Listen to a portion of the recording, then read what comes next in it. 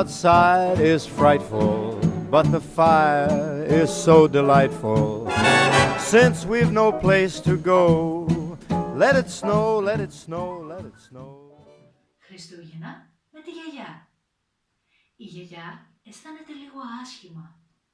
Φέτος θα κάνει μόνη της Χριστούγεννα, γιατί τα εγγόνια της ζουν μακριά. Κρίμα. Για να περάσει την ώρα της η γιαγιά, ετοιμάζει ένα ποτήρι ζεστό γάλα και βάζει λίγο και στο πιατάκι της γάτας της. Η γατούλα πίνει το γάλα με ευχαρίστηση. Μετά η γιαγιά κάθεται στην πολυθρόνα δίπλα στη σόμπα και κλείνει τα μάτια της. Η γάτα χουρχουρίζει στην αγκαλιά της.